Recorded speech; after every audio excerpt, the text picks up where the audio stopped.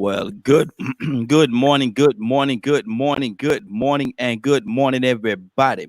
Good morning, everybody. Welcome to another episode of the Morning Glow. Welcome to another episode of the Morning Glow. Got a great one lined up for you this morning. Got folks wanting to sing this morning and all kind of things going on. Leonard, you know what I'm talking about.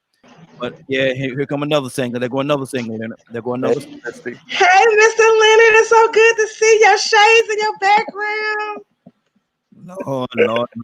Lord, my Jesus, Lord, my Jesus. Listen, we got a good broadcast going on this morning. I want you to everybody that's listening to the sound of my voice, if you don't mind, share the broadcast, and share the broadcast. Good morning, Krista. How you doing this morning? Good morning. No, I don't have coronas, although I'm coughing. No, no, that's a lot of coffee over there. It sound like a deep down cough. So hold on now. We're starting to look now. You know, this corona thing Not, is going viral. This corona thing is going viral. Company, you could get it by the internet. It's going viral. It's going viral. you know, you can get out the air conditioner. You sure can. Air conditioner, fan, uh, whatever it is, you can get it. So be careful. You can get it. I Yeah. am. I'm in Louisiana, but I'm corona free, even though I'm a central employee that hasn't got any hazardous pay. But hey, God is good. Hey, look at here. I'm gonna tell you something. For all the essential workers out there, man, like yourself, Chris, that we definitely appreciate you, man. We definitely appreciate everything that you are doing and that you continue to do. You do Right. it. Go Let ahead. me say something. I'm glad you're saying that. Please, people, look. I'm gonna take my glasses off of this. Y'all, Oh I yeah. have so many people coming. I'm not this honest. If you have the coronavirus, self quarantine yourself. Don't be out at Walmart. We calling people to tell them they positive. They going to Walmart with no mask on. They walking around here like it's a game. Look, y'all take this thing serious. Don't be leaving 45 telling y'all it's not serious. Cause at my mama job, somebody came in there and she tested negative, but her coworkers not getting tested because they feel like since she's negative, they're negative. It don't work like that. Y'all be safe, get tested, stay at home, do minimal. It's still out there. It's not over. Numbers are still rising. Just Chrissy, PSA. the thing about that, and we got a topic we're gonna talk about today, but I'm gonna tell you something.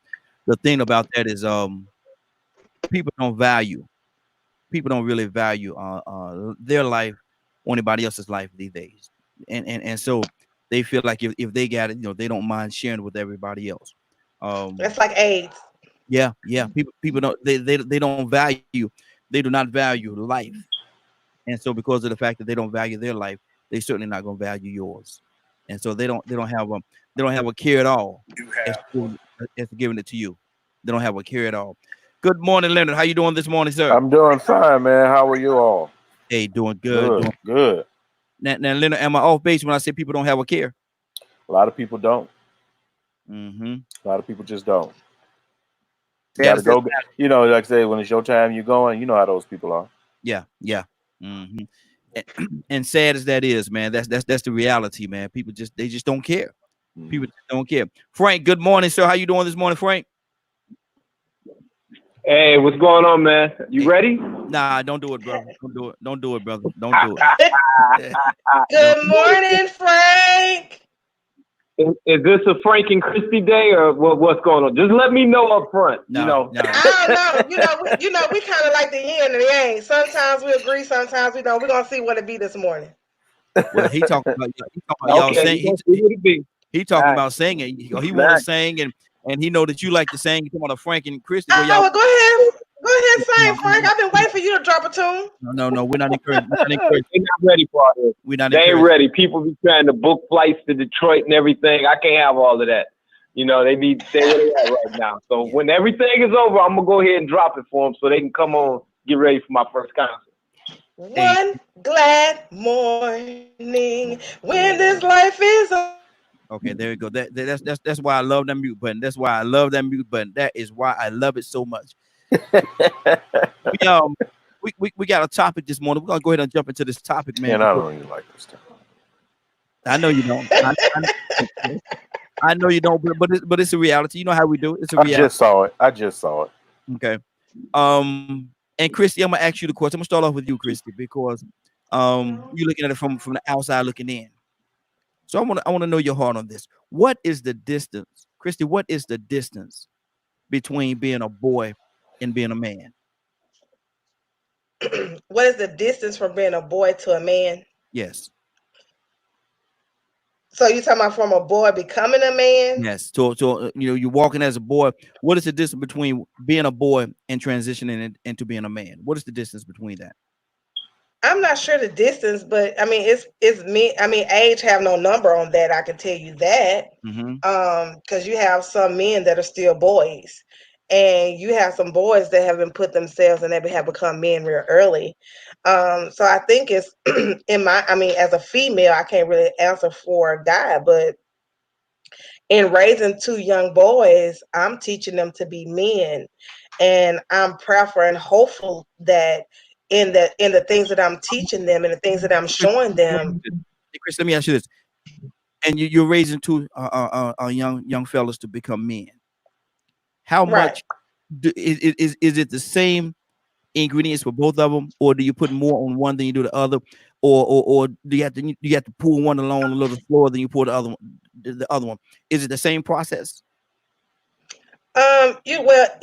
It's not the same process because everybody is different and Mm-hmm. everybody view things differently. Where everybody, I mean, each person have their own difficulties or weaknesses or things that you have to. Where one catch on, one may not. So that's even in my daughters, teaching them to be women and teaching them how to do things. I have one daughter that's lazier than lazy. I mean, you can ask her to clean up the room at 6 o'clock in the morning. I promise, when I get home at 4 or 5 o'clock, it's not done. And then I have another daughter who I can say, okay, can you clean your room? Not only will she clean her room, she'll clean their room, redecorate, paint, do it. She'll do it all. So you have to meet people where they are, your children where they are. And my sons, I have one who loves to help, loves to make you proud of him, and you can use that to get him to learn different things. I have one son who's nonchalant, don't care about much of anything, kind of like Mr. Leonard, kind of got that attitude, like, really, why? I can remember when I was potty training him, and this is a true story. I remember when I was potty training him, I really had to really try to really hard to potty, because he was like, in his mind, he's like, wait a minute, you mean to tell me I gotta stop playing, get up, and go to the restroom when I can just sit right here and go? Like, I don't understand that. Like, what's the point in that? So he's more, it takes a little bit more energy to deal with that type of personality. But at the end of the day, we still have to teach our boys how to be men. And for those men that are still boys that didn't get that or didn't have that teaching and understanding, it's now up to, I guess, the community, or I'm not sure who to teach them to become men. But right now, you have a lot of men that are like 40 years old and they still little boys. They don't know how to be men. They don't know how to treat women. They don't know how to take care of their kids. They don't know how to be providers. They don't know how to really put them, make man decisions, like trying to, they're still little kids, want to be selfish and want to have it my way or no way. I'm in charge. I'm the boss. Kind of like on Lion King, when Mufasa was telling Simba about being a king, and then when Scar became king, he was like, I'm the king. I do what I want. It's my way. He was still a little boy. He wasn't a man. He wasn't ready to be a king. And it's the same thing. A lot of men are not ready to be kings. They're still Yeah. little princess that. Exactly. Let me do this because Chris, you'll be 12:30. You'll still be telling. Hey, Kurt. But Hey, sis, what's going let, on? let me go to good morning, Kurt. Let me go to Leonard this morning. Leonard, what do you say to that? What is the distance? We all know, we gonna, let's put it out there. There's no cookie cutter answer. And like Chris said, everybody is different. And the process is different with each and every individual. But what is the distance between being a boy and becoming a man, Leonard? Well, it really depends because a lot of people got a lot of issues these days, especially with parenting and how they were raised. I Mm-hmm. think that has a lot to do with it. But I was taught to assume certain responsibilities at around 13. Mm-hmm. So one is always in progress. I always say, sometimes, I'm very do we ever stop? Because as soon as you get used to one phase, you go into another. So it's definitely that, you know, when you're going through adolescence and becoming responsible, I think, is what makes you a man, is when you start being responsible for yourself, responsible for what you do. You know how we always talk, you know me, I don't blame other people for my foolishness like some people do. Yeah. Yeah. Because I do sometimes believe that is a mark of immaturity. So it's by a person's actions. If you behave like a man, you are a man. Now, we're not saying you the best man in the world, or smartest, or richest, or nothing. It don't take much. But one thing, you should be responsible. Now, let me ask you this. Can a 16-year-old be more of a man than a 40-year-old? Well, it depends on what area.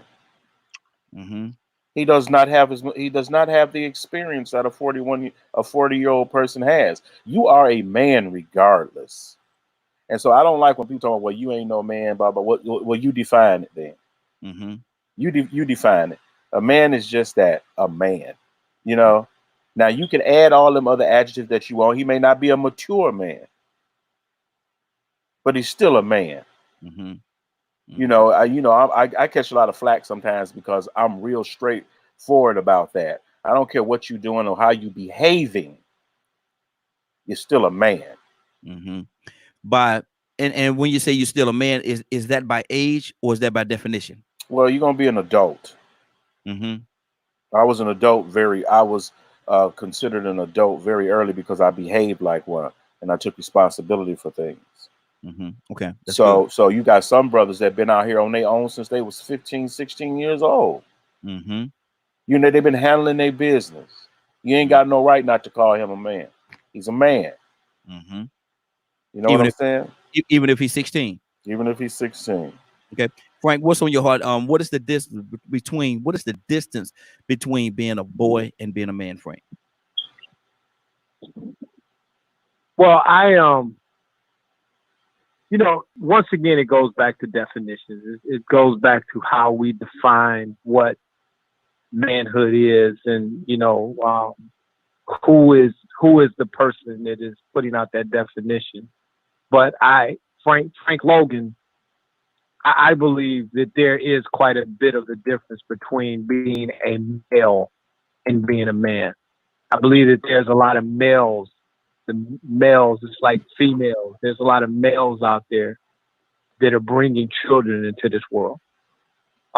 They haven't moved into manhood. They haven't, their mind, they haven't matured. They haven't begun to move and flow like a man. There's certain things that men just do.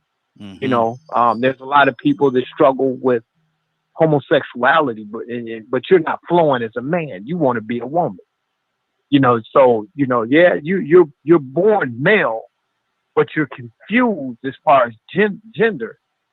So you're not flowing like a man would. And I'm going to say this because I could speak on this for a long time, but I'm going to say this and let somebody else have opportunity to talk.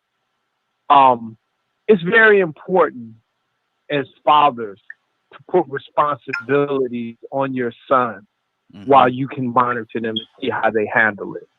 To see what they do with it.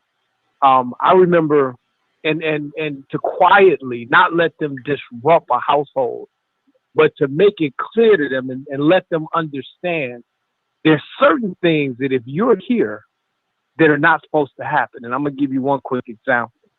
You know, you have those people that come door to door and knock on your door. They're trying to sell you everything from new windows to roofing to whatever. And my wife is very trusting. And this guy knocked on our door and he was trying to sell a different cable network or something like that. My wife opens the door, which is the door before the actual glass door. And then she pops that door open and she's out on the porch. And hey, how you doing? Hey, I'm such and such and I'm selling this and that and the other. So I just happened to be turning a corner. So when I pull up in the driveway, I say, what you need, big folks? He's like, oh, I'm selling this. I said, okay, we're not interested in that, but thank you, man. I appreciate it. But no, we're not interested in that. So I told my wife, I said, sweetie, when I'm not here, talk through that door with that door locked. And I said, you just can't bust that door open and allow people to be able to run up on you and the kids. Talk through that door, you know. But after I spoke to my wife, I spoke to my 14-year-old son. I pulled him aside, away from everybody else, and I told him, when you're home, that can never happen again. He's like, but Dad, Mom. I said, did you hear what I said? Did you hear what I just said? When you are here, that can never happen again.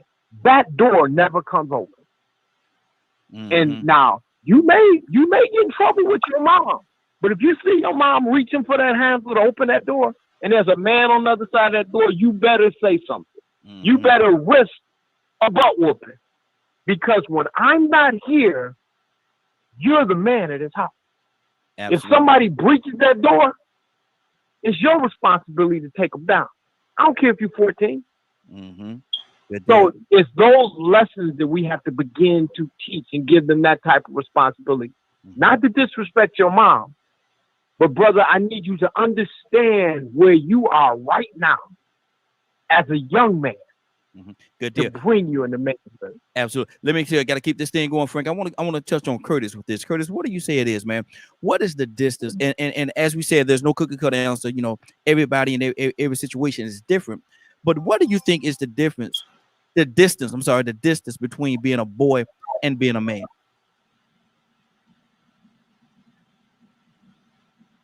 That measurement comes in different situations, man. Period. Ain't no, you can't you can't put a given everybody can't be lumped in the same box. Absolutely. That just can't happen, because you have well, you better say something. In different situations, man, period. And, you know, you have different social economical backgrounds. You just got different people, you know what I mean? Like, I think that's society's biggest woe is society always trying to lump everybody into this same box, when that just don't make good social sense. You know, even David became a man and went back to being a boy.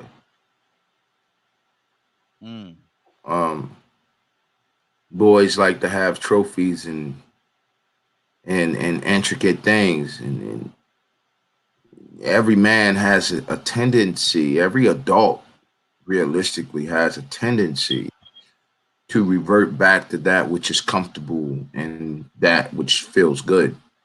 So we all have a tendency to drift back there, to become our younger selves, to look like our younger selves. Like me, for example, I'm trying to look like I'm 25 again. I mean, let's just keep it real. So I am 25. Yeah, listen to her. I believe you too, mama. I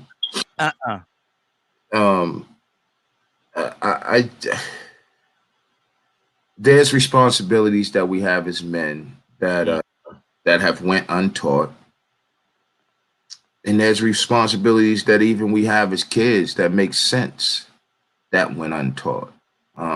How we learn those things, that's up to the ancestors. That's up to those folk who have traveled that road. You know, it's real easy for us to blame the boys or whatever without blaming ourselves first. You know, that's one of the, whenever I had to discipline one of my sons, be it verbally and or physically, I had to discipline myself first, because, well, where'd they learn that from? Is there a lesson that I did not teach? You know, is there a moment that I did not share uh, with my boys that maybe could have prevented this? You know what I mean? Like I say, Raheem, you know, like you know, right now in this climate, man, I ain't gonna say I'm scared, man, but you know, I gotta be double prayed up, bro, because I got two kids that the things we seeing on TV, bro. If you put them in the middle of that, oh no, they ain't having. Like I told you, and I say it all the time, man. God gave this to me in a poem, and the only thing I can remember from the poem, I've been looking for the poem for the last like 6 months. I cannot find this poem. Um, and whoever stole my bag got blessed because I believe that poem is in my Bible. Because after I wrote it, I remember putting it in my Bible.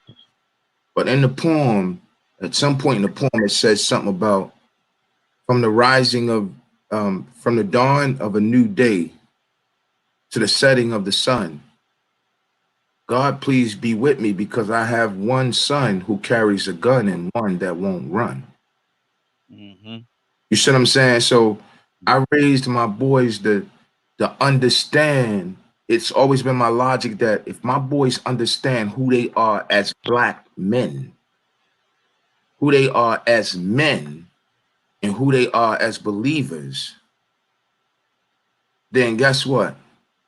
You don't have to put up, you don't have to put down, you don't have to push to the side. Everything about your life should be lifting up those who are around you. And anything outside of that, you don't have to deal with it. And Mm-hmm. if it comes your way, then if it comes your way negatively, then you deal with it accordingly. So, Mm-hmm. Good. I mean, you know, it, Mm. a lot of our boys being, a lot of our men being boys and our boys being men. I mean, we have to charge that to those who taught them. You Good. know, that's how I feel. Excuse me. Let me go to we got another caller on the line. Caller, what's your name? Where you calling from? This is Cassandra calling from Atlanta. Cassandra. Good morning. Good morning, Cassandra. Pastor Green, good morning. Morning, More sis. Hey, Miss Morning. Cassandra. Cassandra, we're asking a question. We're asking the question. What is the distance? And again, we know there's no cookie cutter answer. Every situation is different. But what is the distance from being a boy to being a man? uh okay. So this is just from me looking at my son, Mm-hmm. who never had his father around. Um, and I could not teach my son. This is the one thing, and I'm going to divert just a minute. Mm-hmm. This is the one thing that I always tell women. We can be the badasses mother that we can be, Mm-hmm. but we will never be able to teach a boy to be a man.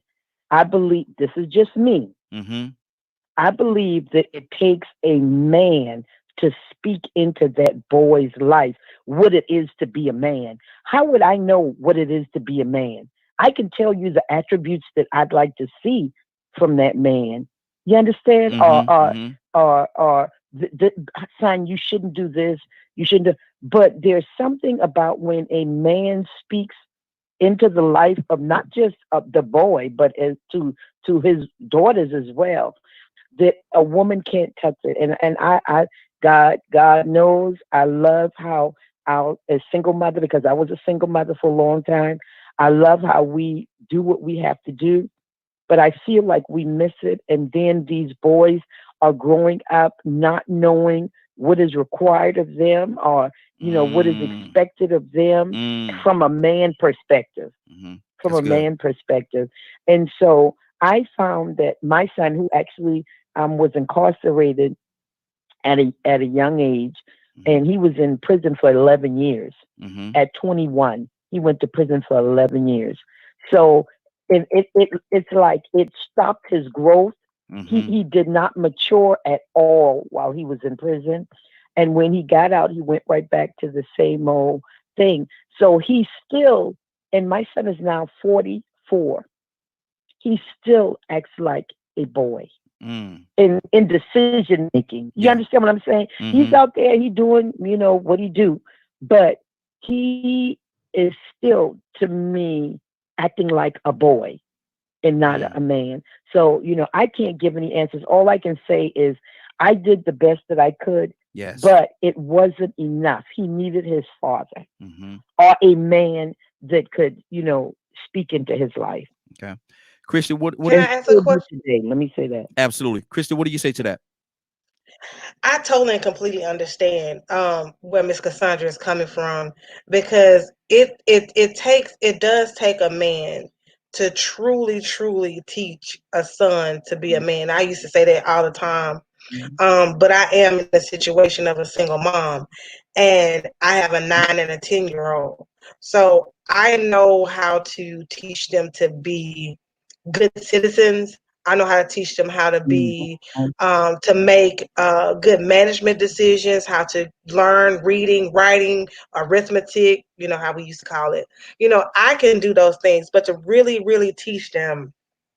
And I'm really grateful to have men in my family that can take that part for me.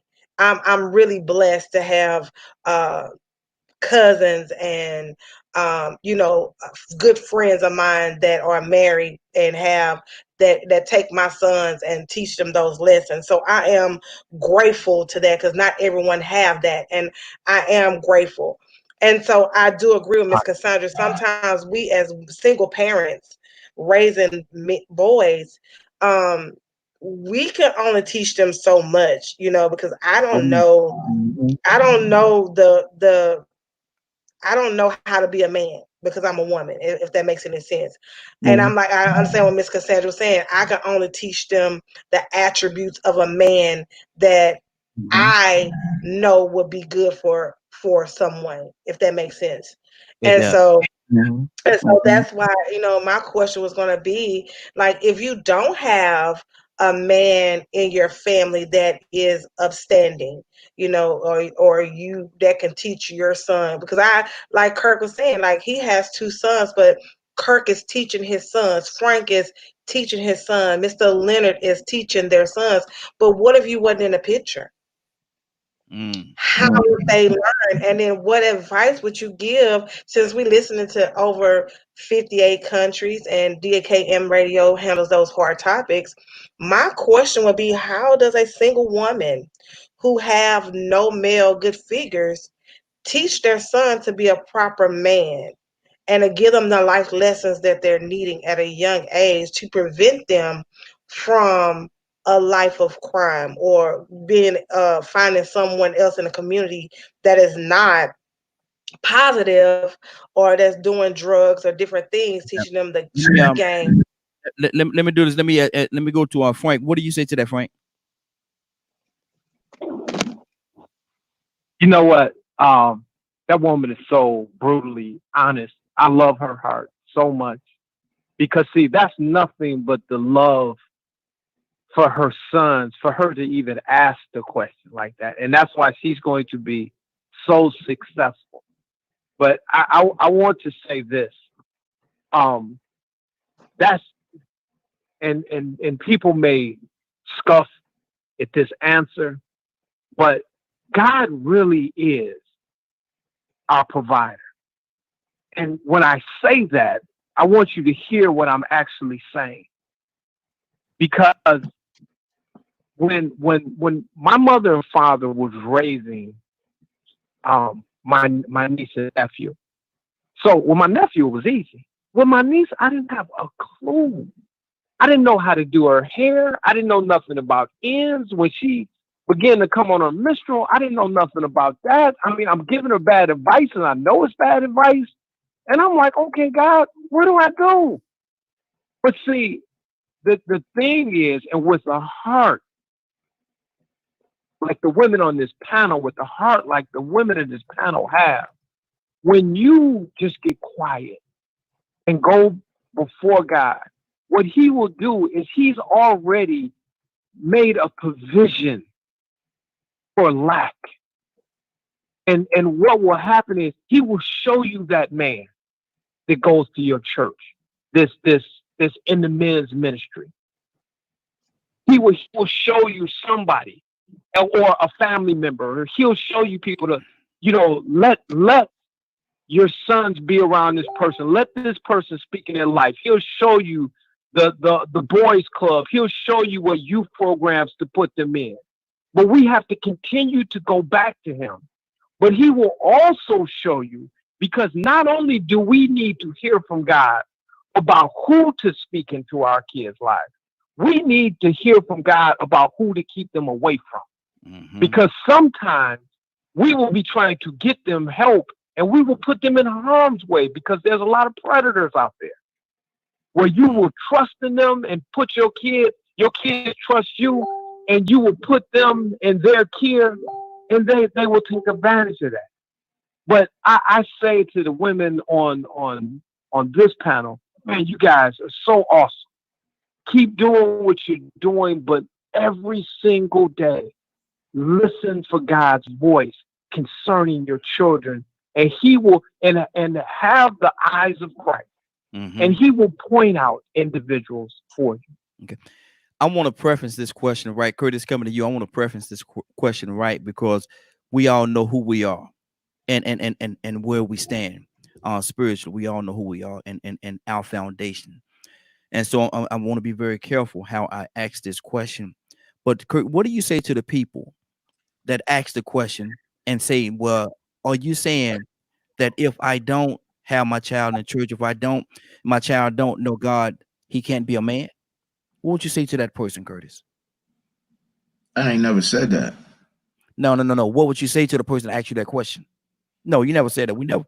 I'm saying we know who we stand, and we know that we all are Christians, and so we know where we stand and what our foundation is. We know that, and that's why I wanted to be very careful how I asked that question. I know you didn't say that, man. Go ahead. There you go. Our response, right? Did you who's on first me right there? Did you just who's on first me right there? That was our response. I ain't never said that to you. Mm-hmm. However, he said, "Who's on first me?" Your child can become a better man, a more accomplished man. Come on. If they take the time, or if you take the time, now for them to try and understand the power of God. But my first preference to them would be, I ain't never said that. Yeah. Okay. You threw me off with that one. Okay. See, you threw me off. You threw me way off with that one. I was like, what the world Kurt talking about? Okay, go ahead. Okay, thank man. Look, on first. Look. Exactly. The truth be told, man, a lot of times folks' response to you is a result of folks really not hearing you. They hear parts of what you might say, and then I see, like me just now. I ain't heard you. I ain't heard what you said, brother. You threw me off. So go ahead. They hear parts of what you're saying, and then they'll fit in the rest with what they think they know. So, like, for example, if I was having that conversation, or it's some kind of way that situation arises, without even hearing me, the automatic premise of the other person is probably to say, "Oh Lord, here you go, he great, start Bible thumping." Not even realizing I'm not a Bible thumper. I'm not. At the end of the day, I'm going to do God's work. I'm going to try my best to do God's work. And guess what? I'm going to leave it to God to do his job. Come on. So I ain't got time to browbeat you. So like in that situation, I ain't never said that to you. I'm just telling you that as a man and as a believer, these are my successes and these have been my failures, and these was the avenues I've gone. Now I'm looking at your kid and I'm seeing myself. So I'm just trying to tell you what helped me. So if you choose to take it, you choose to take it. It's like spam, baby. The S, you can throw it away. Salvation in this case, if you choose to throw it away, you can throw it away. It's like spam, baby. The S, you can take it and keep it. But my first response, Raheem, would be, I ain't said that to you. the problem. I think I don't know if you ever seen the movie with Bill Murray, Lost in Translation. I Now, think Kurt, you know we gotta keep it moving. Now, Kurt, you know we gotta keep it moving. Now you ready to tell us a movie, man? You know we gotta keep this thing moving.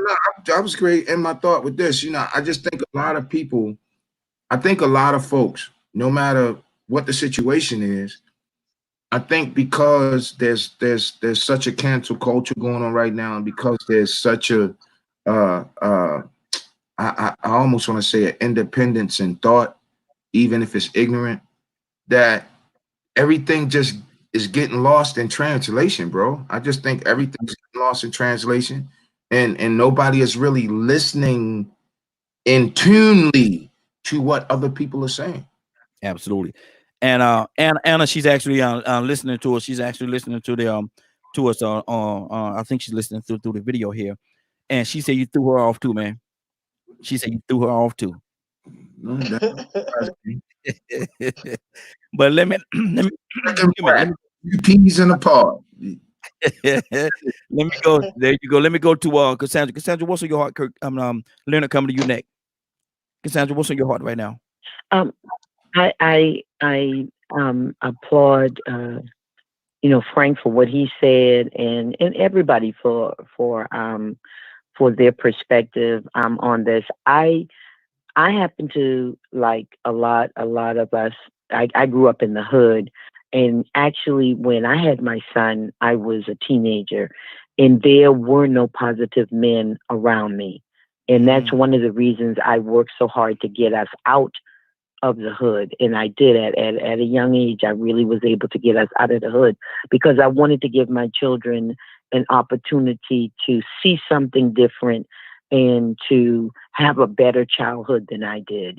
So I didn't have positive men around me. I got saved at 21. There were men at the church that, worked with my son, as long as they could, because when he became a teenager, he just made his own decisions, drug dealing, whatever.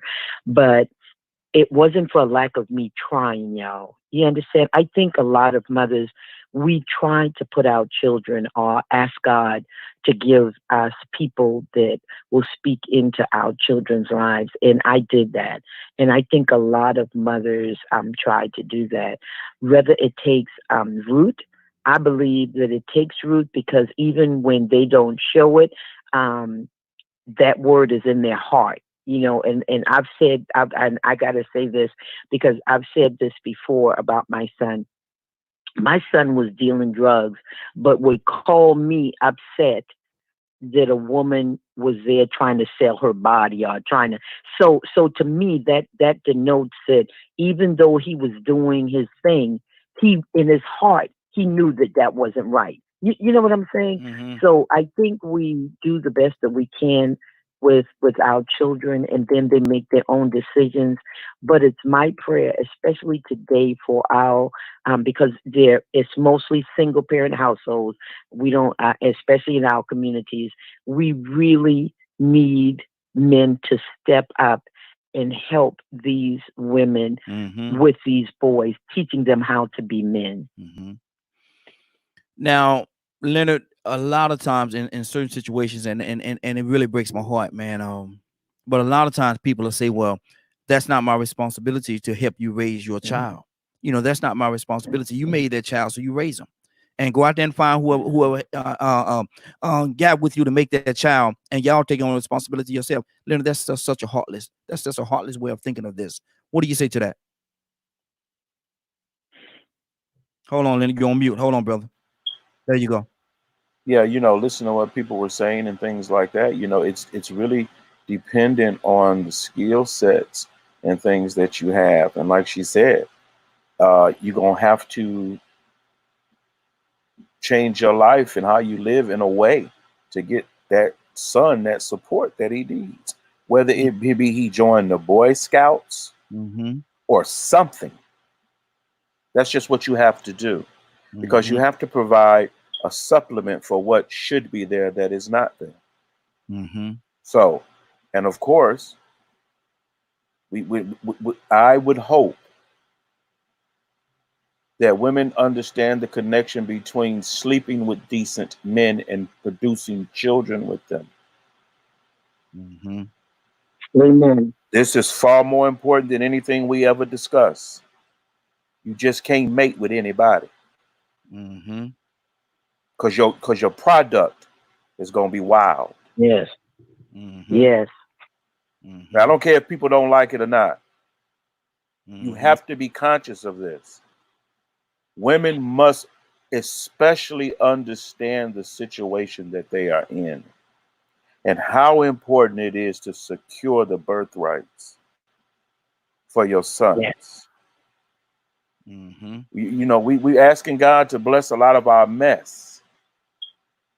And so we have to act accordingly. I had no choice. My father died.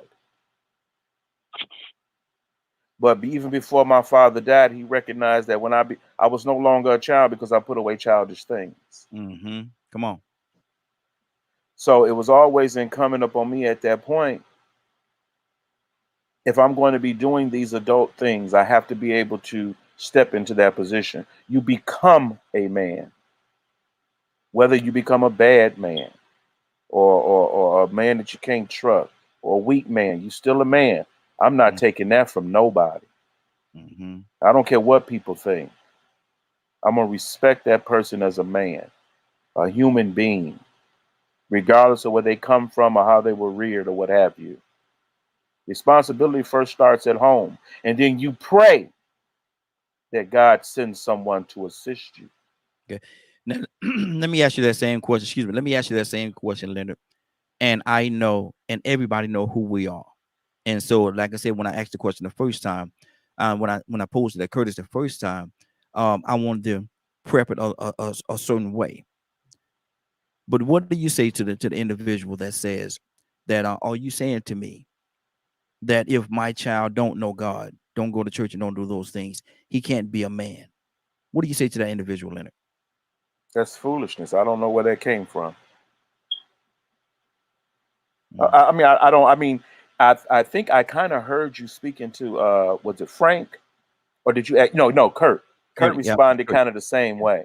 mm-hmm, mm-hmm, I don't know what's the context of that because it's almost like a phrase to me. When you said that question, something's missing. mm-hmm. Yeah, do we establish the fact that only Christians are men or something like that? Mm-hmm. Because see, you're a man regardless of whether you're a Christian or know God or not. You're still a man. Just not a saved man. Muslims are men. Mm-hmm. Mm-hmm. Buddhists are men. Mm-hmm. So we not going. Where I don't work within these trappings of religion that way. Mm-hmm. Mm-hmm. Okay. Manhood is what it is, My man. and, and Mm-hmm. and I respect people regardless of choices. I respect people. I res- Remember I fight for people to choose, not to just indoctrinate them into something else, to force them into a way of living another way, but to appeal to them in a way that makes them want to follow an example. Mm-hmm. Good deal. Good deal. Christy, what's on your heart? I'm really loving the conversation because it's I love the morning glow because a lot of things that I hear, a lot of things advice that I hear on here, I really do use. And I look at and one thing about growth, if you can separate yourself and look at your situation and apply the advice that's been given, and that makes a good person. That makes because everybody don't know everything, and you might be lacking in some ways, and you may not make a great decision in one, and you come on here like on Black Fridays and learn so much. Even today or every day, I come and I learn. So I'm here to tell everyone, please tune in, call 678-381-1973. But to what I say to Mr. Leonard is no religion can make you a man. It can make you a better man, whether Hmm. you are Christian, That's Muslim, right. That's right. Buddha, or whether you decide to go into another religion, whatever they have out there.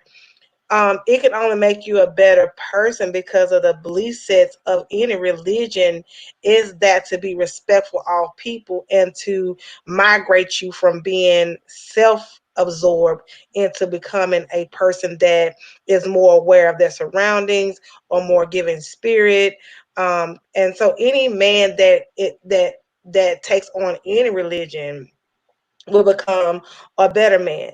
Now, I'm not talking about cults. Now, cults is a whole different thing. I'm not talking about cults, but I am talking about true religion that believes in God and believe that God put us on this earth to protect our women and our children and our men. With that being said, I'm like Miss Cassandra. Like when I had my children, you know, at the point in time that I was in my life.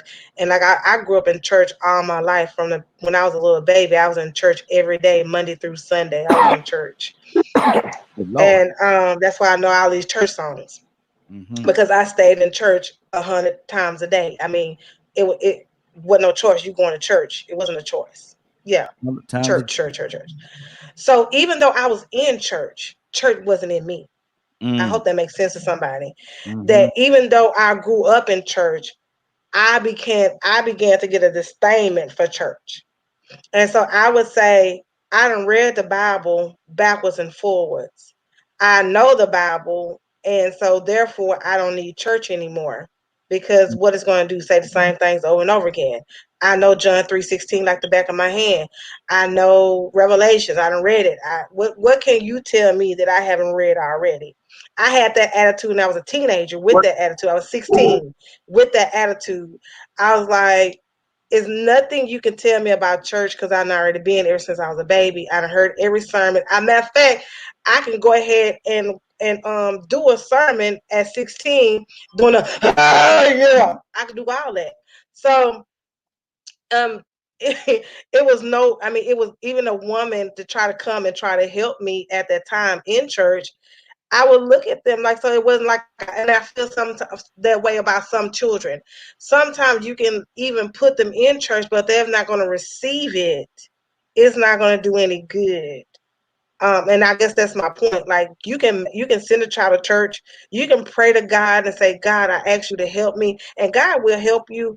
But if it's not going to be that person, because you know that song, somebody pray for me, my mama prayed for me. It says, you can train up a child in the way that he should go. It don't mean that he not gonna go away from it, but he gonna always come back. It's gonna be there. Good. So even with church, and Mm-hmm. even with a good person teaching them, even with a good, you're going to always have that good and bad. You're going to always have the streets on this side, and you're going to have God or your religion or whatever you believe in on this side, constantly teaching, telling you to be the different of the two. I mean, I know men or boys that have girlfriends, and what's the first thing they say?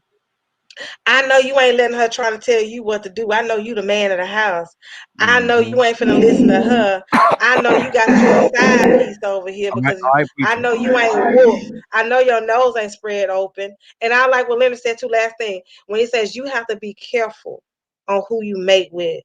And Mm-hmm. that is so true because your children are a product of you and the person you mate with, and you can't determine what attributes your child get that's good in you and good in him. If Okay. you lay down with a dog, my grandma said Preacher, you're gonna get up with fleas. preacher. We gotta I'm keep. finished. That was my last point. You gonna You you gonna lay down with dogs, you gonna you keep get up going. with fleas. Hold on. There go the mute button. There go the mute button. My preacher ain't gonna stop talking. She gonna keep going and going and going. Cassandra, I want to see what's on your heart. And Frank, coming to you next. Yeah, I'm real big because I made the mistakes. I don't get on women about raising their children just to be trying to be hard, but you need to really be careful who you choose. Just like everyone, I think is pretty much on the same page with this because the things that your children can get from that person, and especially those hit it and leave type brothers, Mm-hmm. and there's plenty of them. They hit Mm-hmm. and leave. I'm talking young and old. Hit it and They quit hit it. it Hit it and and they quit it. leave, Yeah, hit it and and then quit you it. Mm-hmm. yeah, and then you have a baby that you're trying to raise. You have a boy that you're trying to raise, and the father is nowhere in the picture. First of all, that brings a spirit of rejection within that child because they're trying to figure out where's my daddy. You know, why isn't my daddy here? Why isn't he spending time? So it's important for women to follow the word of God. If we just follow, I didn't, y'all, and I'll be the first to admit it. I didn't. I had premarital sex. You know, I did, and for that I got a baby as a teenager, and had to live with the consequences of that. And then the person I was with, he meant nothing. I meant nothing to him, and actually he meant nothing to me. And I ended up with a child, and then he was dealing drugs. And guess what? My son went right in as a teenager, the same age as his father, almost to the date, almost. Dealt drugs. So we got to be more careful. We got to be mindful. We got to follow the word of God in the marriage. We need to get married. We don't be just having these babies left and right with people that don't give a dang about you. It doesn't make sense. So, you know, that's all I have to say. Guys, I have to go. I have a doctor's appointment. Have a great rest of the day today. And I love you all. I love you as well. Love you as well. A good deal. Frank, what's on your heart, brother? And Leonard, coming to you next. You know, I love something that Cassandra said, and it's something that we need to go ahead and tell the truth about. Because I live that same reality. When I was coming up in the neighborhood that I lived in, believe it or not, one of my first priorities was trying to keep my family alive. It was that bad. And I'm not telling you that I was trying to get them to be these outstanding Christians or these academic scholars, or each and every day my goal was to keep them alive, because it was crazy. And when Cassandra said that in the neighborhood that she grew up in, there was no good men, I can raise my hand right here and say, I get that. I looked around my neighborhood and said, who can I trust to help me if I'm at work trying to provide for these kids? And who can I tell, well, you know, my niece and nephew home by themselves, can you keep an eye out for them? Nobody. And it's nothing to sit back and cry about. That was the reality. And my goal was to get them out of here. I got to make enough money to get us up out of here. Not for me. I can exist in this. I can't raise y'all here. You ain't going to make it. So I got to get you out of here. And we have to stop letting that be the reality of our inner cities. That's terrible. That's nowhere to raise a child. And that's so many people's reality. Last thing I'm going to say, and this made me lose respect for a man that I had a whole lot of respect for. Believe it or not, in a men's meeting that we were having, he was talking about how before he got married, he was dating this girl, and they had sex before they were married. And he said when everything was done, he told her, if you let this happen again, I'm through with you. I can't do this. I love God. If you let this happen again, it's over. He said a couple of weeks later, she let it happen again.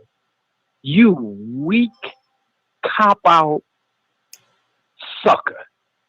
How are you going to put the onus on that woman if you ever say that you are the head?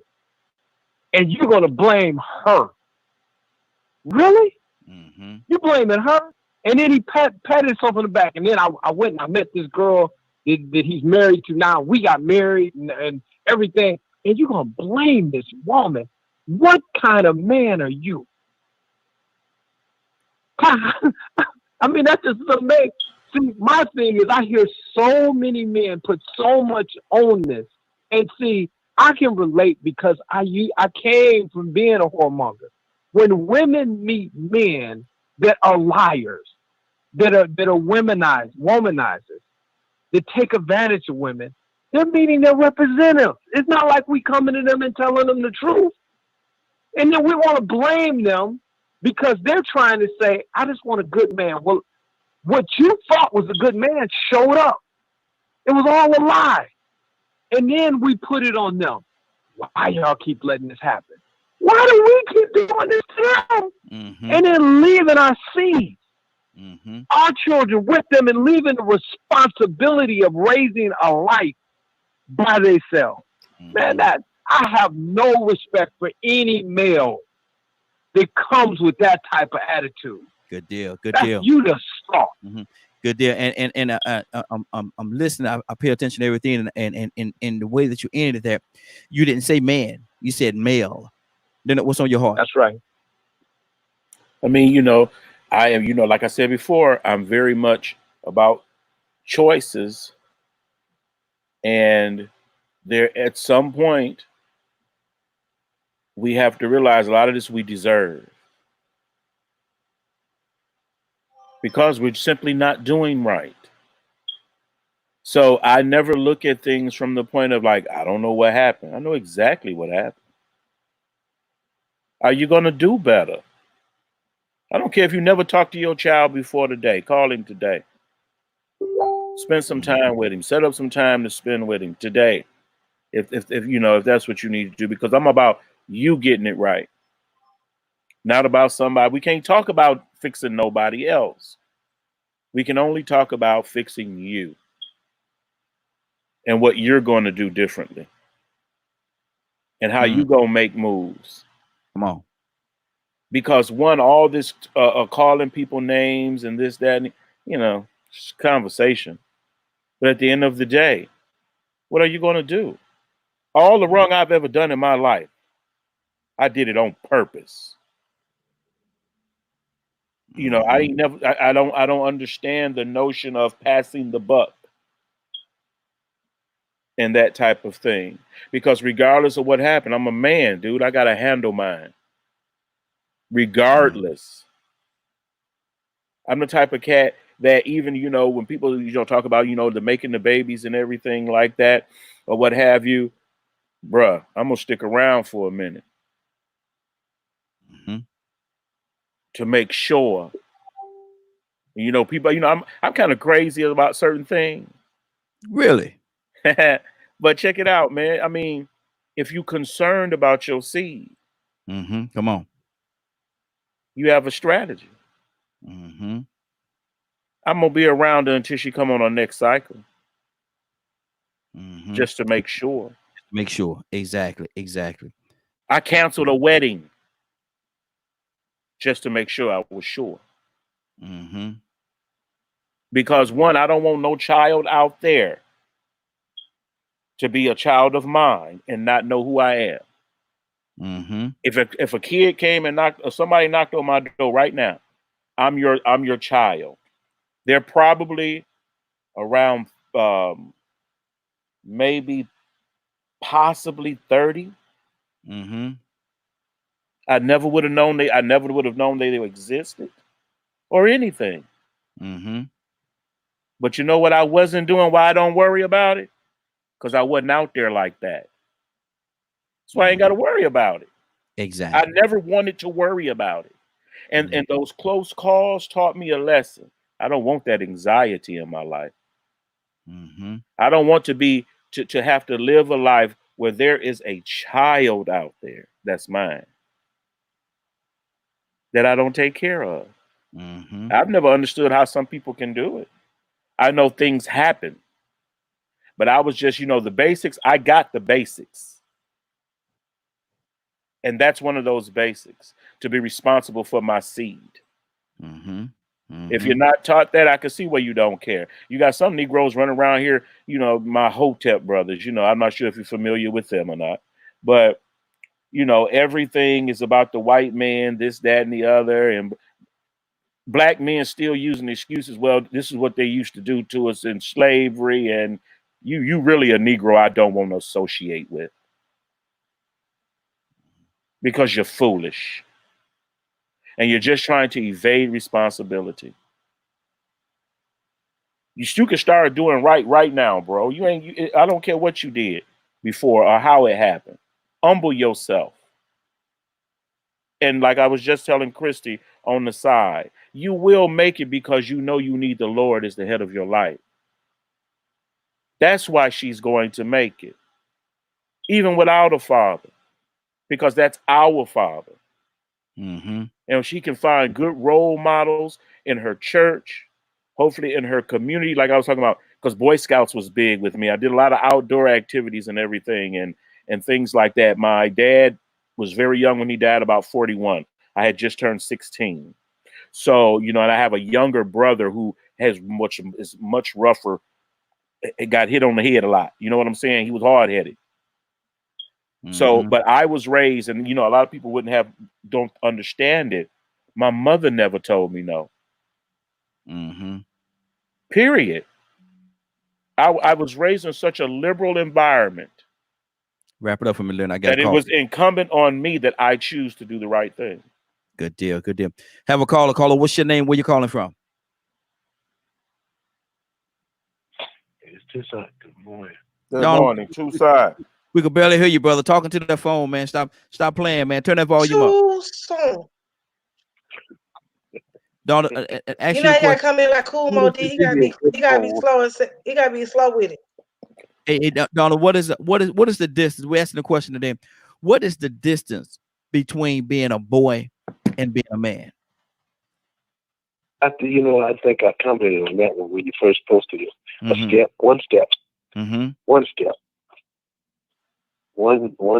step. One gesture, one movement. And I know it's a long, sometimes we look at it as so much different from being a boy and man, but you got to make a decision. It depends on who it is. I mean, some of us are taking a long journey, and some people never reached it. There's so much involved in it. There's so many ingredients, so many avenues. But you know how they say life is a sprint, it's a marathon. Yes, sir. Yes, sir. But it starts, and I go back to it. It starts with taking that first step.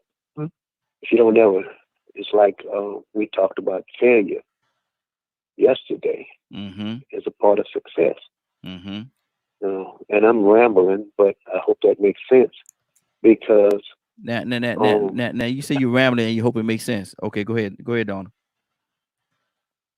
Yeah, you hear me. I'm just picking at you, man. No, you no.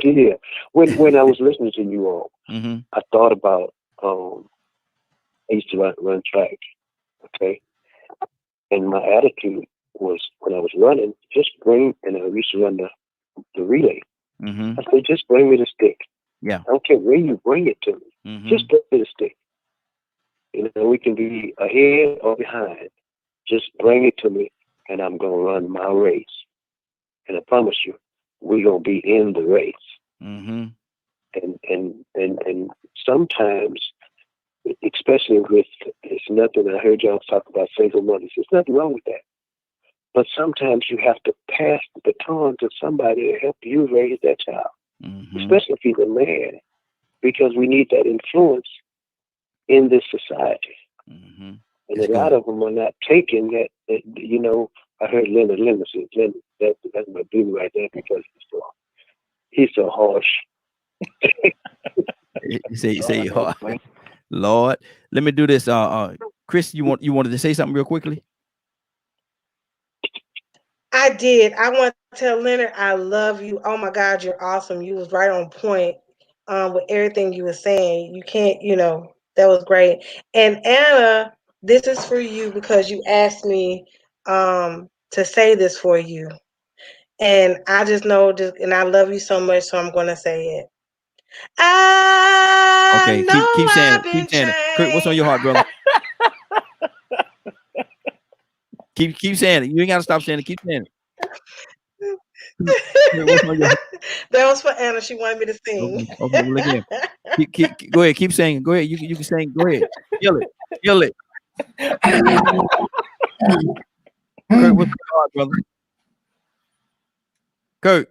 Everything that need to be said been said, bro. I mean, it ain't Ain't much more you can say. I mean, I heard what L Dog said. Um, I ain't much more you can say, bro. Like, Mm-hmm. about this topic, and I think everybody maturate at their own time, man. And truth be told, um, sometimes I think our expectations are set on a false balance anyway. Mm-hmm. Be truthful, you know what I mean? Like, I'm just saying, man. Like we sometimes, man, I think we can put too much on our black young men. Sometimes I think we got them too worried, Man, Kurt, you huh? hit it. You hit it. You hit it. You hit it.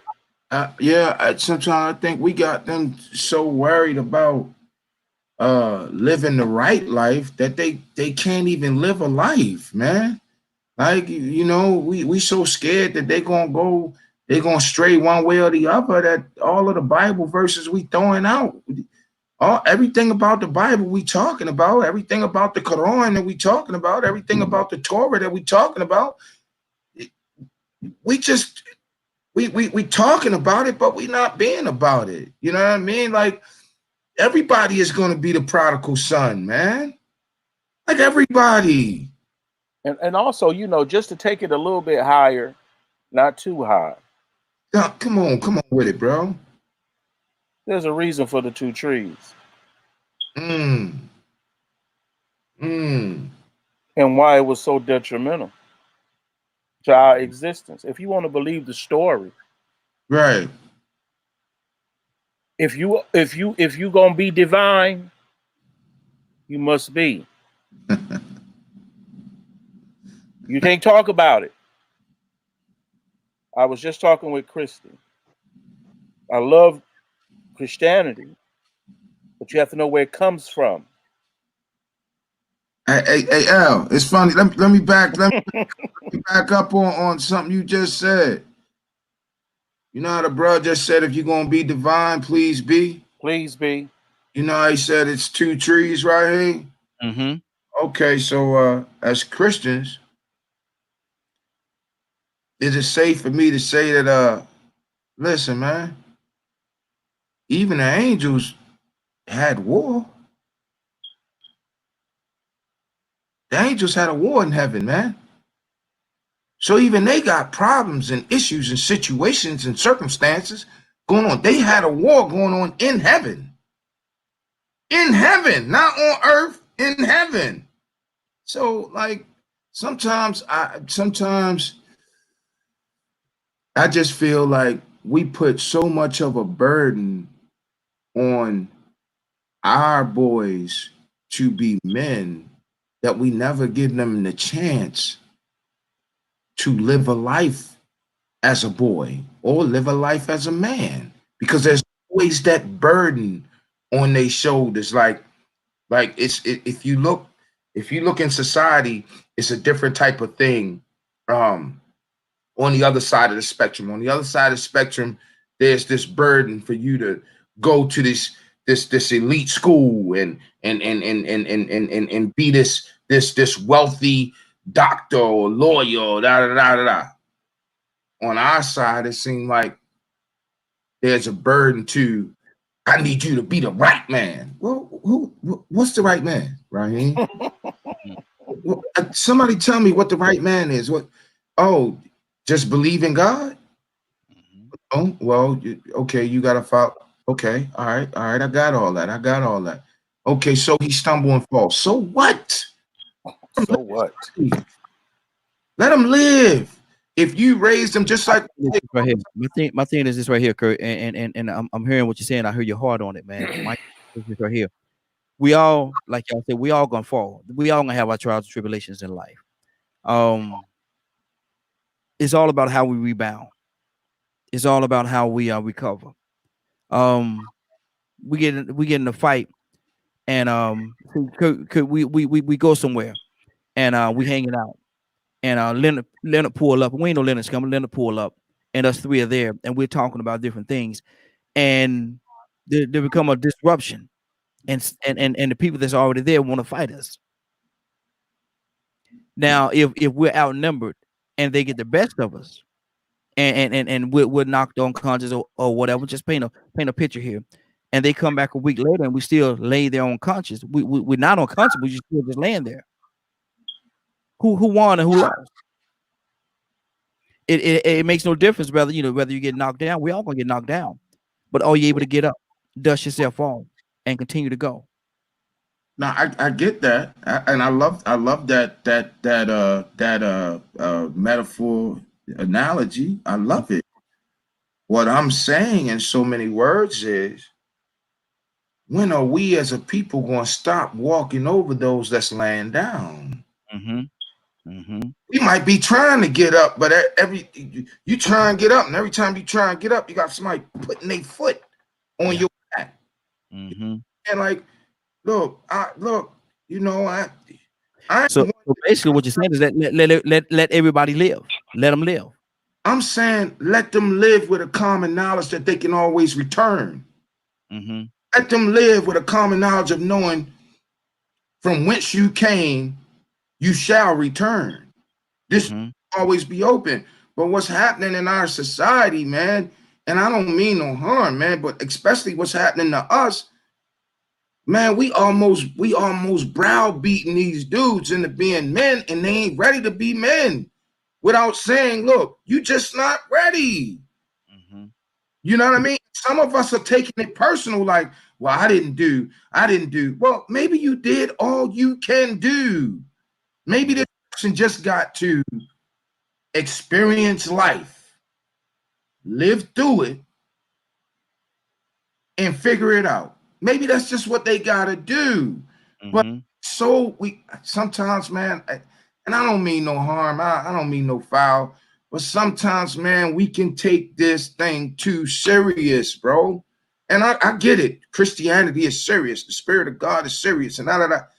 Well, it's funny to me that I can laugh. It's funny to me that I can tell a joke every once in a while. It's funny to me that we can sit down and have taught to become a man because their fathers wasn't in their lives. So I'll read that, Chris, and I'm gonna go to Donald. What's on your heart, brother? Because this sister, she put a lot of there. Yeah, because I got 4 boys, okay, and 1 girl. My father was horrible.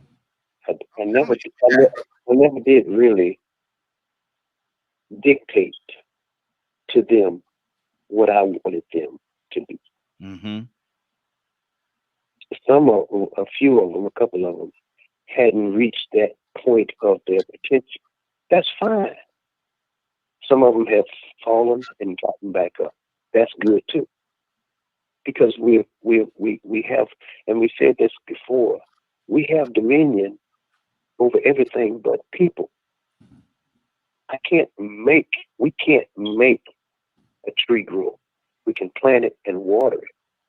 Just like, for instance, we heard, and I don't want to point nobody else, I'm not even going to do that. But there are some young men that fail, or we say they fail. We say they fail.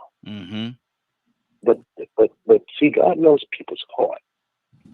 I was listening earlier, and I just love Cassandra, the way she presents things and what she does in her heart for people. And I listen to her and how she relates to her son. That's fine. His life is fine. But we got to give him an opportunity to if whatever happened, let that thin out, because God has a plan for everybody's life. That one moment when he saw the lady doing something that he wasn't happy, that showed his heart. You see what I'm saying? Even though he was walking that road, his heart was revealed. So we have to give the person, a man, a young boy, an opportunity to reveal who he really is, not who we want them to be. Who cares who you want people to be? But who cares how you look at me? It really doesn't matter. But we have a tolerance that God will not allow. And I know sometimes we beat people down with scripture or this and that and the other. Who cares what you got to say? Mm-hmm. It is a time that a person is going to look in the mirror and see themselves and see where they need to be. Mm-hmm. Okay. And we have to give them opportunity. Otherwise, we start the growth. Mm-hmm. So And we Donna, try to am I bend hearing you say to a a certain grown tree. degree, Donna, am I hearing you say to a certain degree that we want to have the microwave men where you put them in Yeah. 20, And 30, it don't 40 work like that. seconds, bing, and they come out, now they're men, now they're ready to face They're all the ready. woes of They're life. ready. Yeah. Don't no. Leonard, what do It you ain't say gonna to work that? like it's not gonna work like that. Exactly. What do you say to that, Leonard? The society sometimes want a microwave man. Put them in there 20 seconds or 30 seconds or a minute, bing, it goes off, and now they're ready. All the woes, the trials and tribulations of life, they're ready to take them on head first. What do you say to that, Leonard? Caller, I know you're there. We're coming to you next, caller. Leonard? What can you say? Your fight is going to be different. Mm-hmm. I am the man that I am today because of my mother. Mm-hmm. She's the one who taught me how to deal with people. She's the one that taught me how to stay calm all the time. Mm-hmm. When everything else is going to hell, sit in perfect peace. Mm-hmm. That was her character. My father was a lot more strict, but he wasn't an enforcer. Mm-hmm. His role was played, and he did that. He had to work all the time, just about. He had 3 kids, mouths to feed. Mm-hmm. He was doing what he was supposed to do. So when I hear people talking about my father wasn't in my life, and there's a lot of us fathers wasn't in our lives, guess what? Your father ain't gonna always be there. Yeah. The natural progressions of things. Mm-hmm. So enjoy that time with your father if you have one. If not, hopefully, like I was telling with Christy, get your child in front of decent men and commit to that, to making sure that your child has that time with that male influence, Mm-hmm. in their life. One of the hardest things in the world, and I'm not shy about it. I'm gonna tell you, fatherhood, I could have lived without it. Mm. Because my character is very much like being responsible for what others do. I get very upset when I see people just doing stupid things. Mm-hmm. But that's part of a development. Because it was more was required of me, I missed a lot of that. Mm-hmm. So all I know is How do you address it? And I seen you in company with your son, man, and I yes. I think you're doing a great job, man. You're a great father. But if you see your son and you say seeing people do stupid things, if you see your son doing something that you don't think is very wise, how do you address that The without two breaking them? the two things I get on my son about, and that's what happened, it's they're broken. Mm. One of them, my oldest son, is very mild mannered Mm-hmm. or what have you. But the only two things I lean on my son about, and then one of them is lying, and not knowing why you did something is unacceptable. Mm-hmm. So I'm very strict about those two things. But I would be lying if I told you I don't go through. I pray constantly Mm-hmm. for them because I don't want to make them believe that this is easy. Come on. Because if you believe it's easy, you won't be prepared for what's going to happen. Mm-hmm. So, you may have never seen, my oldest son knew I used to work in the office and everything before. But I haven't worked for anyone since my youngest son was born. Mm-hmm. He's never seen me go into an office 9 to 5 and do anything. Mm-hmm. So I have to make sure that I show them a father who works hard to provide, even though it's unconventional. Mm-hmm. So, you know, I'm learning to be a father. Nothing could have prepared me for that. There's no handbook, brother. There's no handbook. Right. Mm-hmm. So one, I've learned it from the great men that I've had in my life, whether it was a bad man or not, because I learned from the bad men as well as the good men. Mm-hmm. My uncles is pimps and drug, you name it. Mm-hmm. One of my greatest teachers, Leonard. Guess what his name was? What's that? Glass. You see what I'm saying? So Did you not? And I guess, can sit at any table, bro.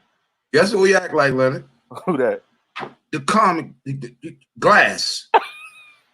Yeah, just like him. He had a sickness. He liked to shoot dope. Uh-huh. Glass is one of the main reasons why I'm sitting right here on this panel right now. I never did it like it was yesterday, man. I was supposed to go.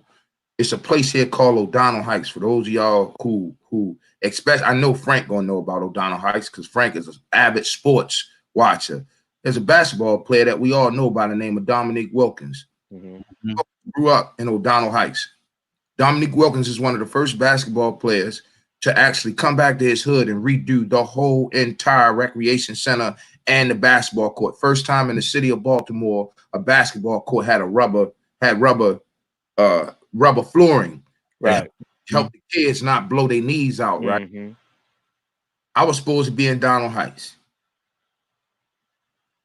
I wasn't there because Glass showed up at my door, at my window at 6 a.m, knocked on the window and said, "Hey, Lynn, young boy, I just heard it on the scanner. You need to stay away from out there." You know, he's the main reason why I wasn't there. My people went out there and all of them went to jail. One of them got 74 years. So one of the greatest lessons I ever learned was from a dude that was in the street. While I was in the street and I would have my mix with him, he would teach me things about being a man. You know what I mean? And he Right. knew, so he knew, like, look, I know who your daddy is and I know what your daddy's capable of. So I don't want you to go, listen, there's something that has to separate you from your pa.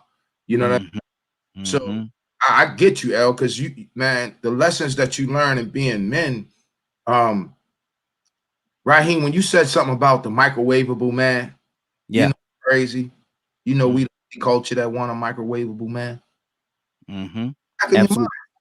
Play it back in your mind and look around at the cultures of the world.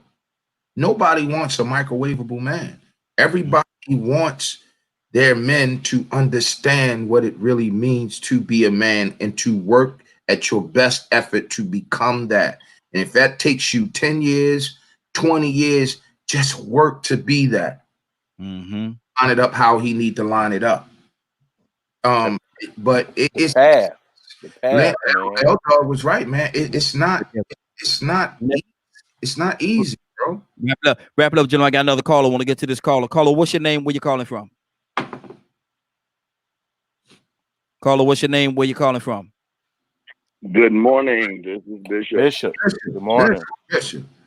Good morning, Bishop. How you doing this morning? Man, I'm blessed. Good day. I know, absolutely. I know you've been listening in for a minute. Want to ask you a question. What is the distance? What is the distance between being a boy and being a man? The mindset. That's the distance. If you, I've said this and I've preached it, and I said age doesn't classify you as a man. People get misconstrued. Well, I'm 21. I'm a man, but your actions or your behavior is that of a child. It's where the mind will lead you and or take you that allows you to be identified as a man based on responsibilities and or actions. And I forgot who made I think it was Donald who made the analogy of the microwave man. I'm not sure, but either way it goes, that's what some people look for, the instantaneous man to pop up and be there. As a child growing up, I looked at my father and his work ethics. But those were my father's work ethics, not mine. Leonard said something, and his life almost is parallel with mine because my father had He had 5 children that he had the responsibility of raising. So he worked and worked and worked. But that didn't show me how to be a man. It showed me that, my dad was a worker and he provided for us.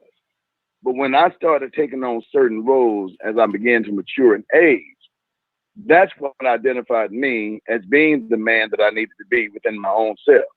We want people to govern, dictate, and tell us how they want us to be. But it's how you're going to be based on your experience, your life, wants, and or needs. And this is where a world of difference comes into play. And looking at my father work, I in turn took on 2 different jobs because my wife and I started having, babies, and we end up having 6. And I felt like I'm not going to let the system be responsible for raising my children. I'm going to be responsible for raising my children. So I worked. And each year that my children got older, and I'm not going to prolong the time just talking, I always told them, the older you get, the more responsible you should become. I'm going to start delegating and putting more responsibility on you so that you can know and understand in the real world, everything is not going to be given to you. You have to work for it. You have to earn it. It's like success. We want instant success. But like Kurt, he put in the hard labor to get to where he is now. Leonard, the same way. It ain't going to come to you instant riches or instant satisfaction in your ability to do and not do. So as they got older, here, you're doing this, you're washing dishes, you're emptying the trash. They go out and wash my car, cut the grass. Now I'm showing them or teaching them, this is what you need to do. But that still did not resonate because they were getting older. They had to understand why they were doing what they were doing and the purpose behind it. And that's my take on it. But I'm gonna go back to something Kurt said, so I don't want all the listeners. I know where he was going with it. I understand. There was war in heaven. The dragon fought against Michael, the 12th chapter of Revelation. They were trying to take over. That's the only reason that there was war in heaven. Other than that, it's not a constant thing. Man, I want to be next to Jesus, and I want to be the governor of heaven. No, that wasn't what the war was about. It was about Satan trying to take over. And that's what happens even in some homes when certain individuals want to run the house. They want to take the man away from his responsibility of being the man. And now they want to run everything. And that's not how it's going to be. So I appreciate this great panel, man. Great information. I understand where my boy Kurt was going with that. I just wanted people to understand that it's not a constant situation where they're fighting. It's just the fact, man, the devil tried to take over. And the 2 scriptures that were parallel will be Isaiah 14, along with the 12th chapter of Revelation. And you'll begin to see the very thing that takes place. Good deal. Good deal. Let me go to because that's exactly where I was trying to go. Good I deal. appreciate that. That's how I line things up. That's exactly what I was trying to go, Raheem, is that that takeover is a beast and he come with 7s. Okay, good deal. Let me go to Frank. Frank, what's on your heart, brother? Talk to me. I'm about to make Kurt jump up and down, but I want to describe another man that a lot of times we don't talk about. When I was coming up, there was a lot of men in the neighborhood just doing dirt. You had drug dealers, you had different people, numbers runners, and all types of people just doing dirt. And the thing about it, when we were young men or young kids, we would just flow through the neighborhood and we walk right past that because you didn't get involved in what men were doing. It wasn't that mixture. When you were a kid, you didn't get caught up in that. So when you got a little bit older, you were a teenager. A lot of us, including me, we would try to venture over into that area and stand around, and they'd look at you. Hey, what you doing over here, man? Man, I came over here, man. I want to be down with y'all. This ain't for you. And they would just take a second because them telling you this ain't for you was a warning. to get away from here. It's something better for you. It was, see, that's the difference between now and then, because see, they were doing back then what they had to do because of the situation or because of how things were for them. They didn't want to see you get caught up in that. They knew it wasn't right. But this is just where they found themselves because of either the structure of their home or, you know, they didn't have the opportunity to even go to school because they were looking that they had to provide at a very early age. Now, these are men. And they would tell you, this ain't for you, my man. Don't come over here no more. Don't, I better not catch you over here no more. Yeah. And it was confusing. Like, wait a minute, man, why can't I do what you're doing? Because this ain't for you. And see, I respected that. And even if you were somewhere and got in trouble with somebody from another neighborhood, they step up and say, no, leave him alone. Or you're going to have problems. But yes, they were wrong in what they were doing, but they were still men. They were still, you know, they still had compassion for people that could do something different. Where now they will pull you right into this mess. They will recruit kids.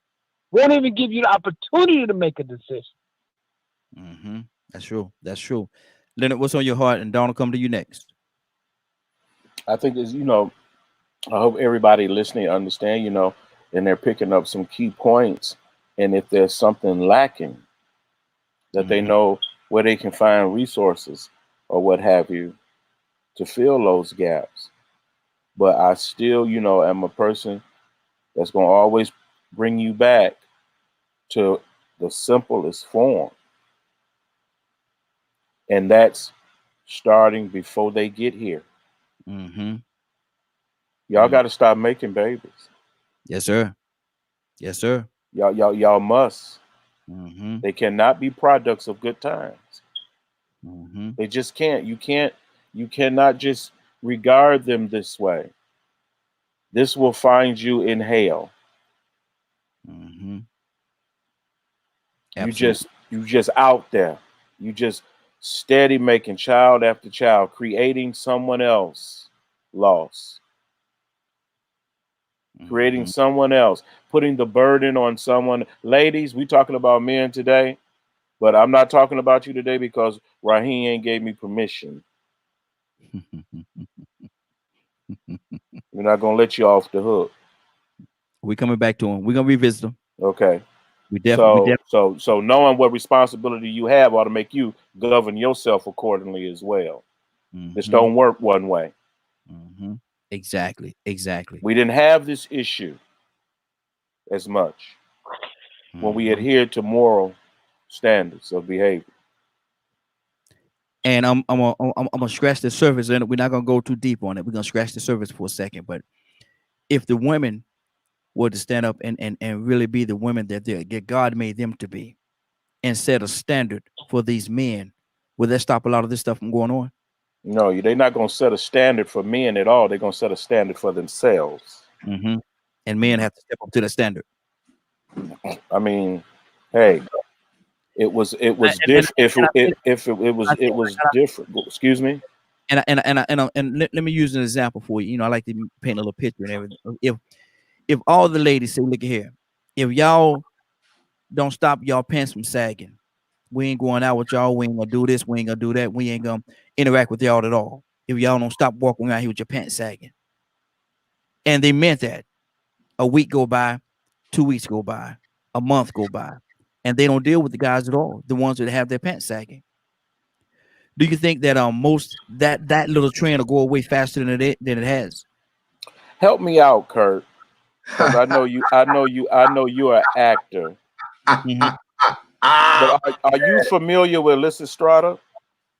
I've heard that name or that or that title before. Okay, because this is a Greek story.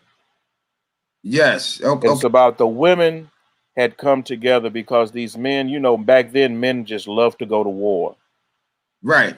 Okay. All right. And so the women were going to come together to see what they could do to stop it.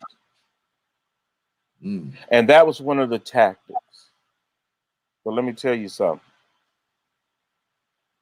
They're going to go with boys.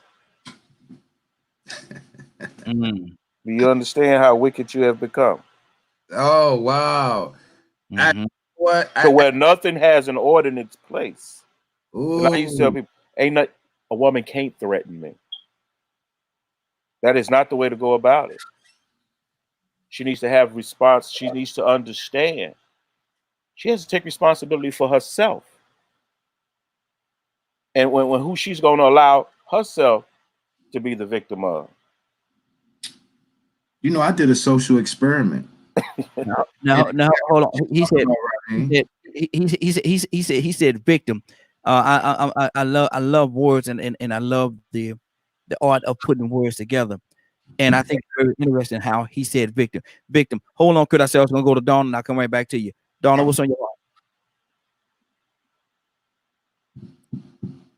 Can you hear me? Yes, sir. We can hear you.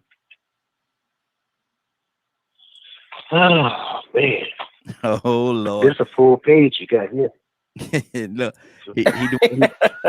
that's what I was saying, Tucson. It'll be another show before we get to the other side of this coin, really. Oh, Leonard froze on us. Go ahead, Don. On us. Go ahead, Leonard. What you saying? I was telling Tucson. That's why this will be a whole nother show before we be able to get to the other side of this coin. Exactly. Because it's 50-50. There is. You can look at the glass half full or half empty, but it's not either one or the two. It's both of them. Because man, you got a full page right here. Because really, and Leonard said victim. Use the word victim. I'm a word person. I pay close attention to it. But you know what? I can't do anything unless allowed, because I ain't gonna take nothing. There you go. Yes.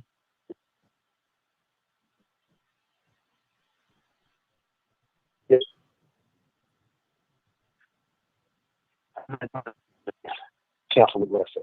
I'm not gonna even rape your mind. Yeah. Can't. I'm not that type of fella. You know what I'm saying? Yeah. But I can only go as far as you allow.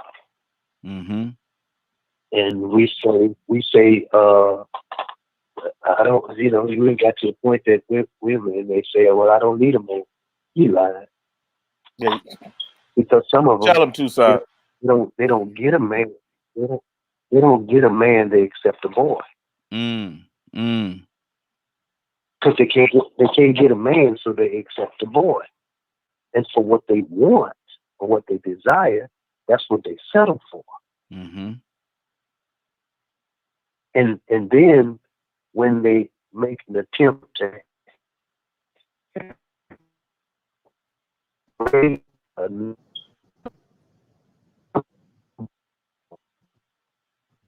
his mic broke up, right?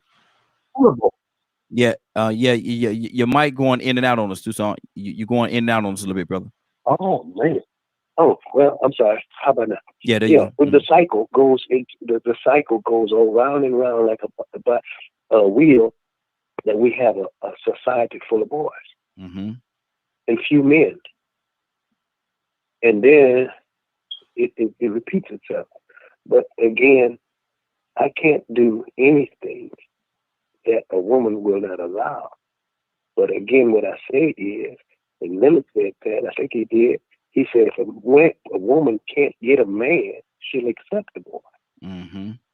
Wow. Kurt, are you with us, Kurt? Your camera doing something. She worked in a building. You back in? Hold on for a minute. There you go.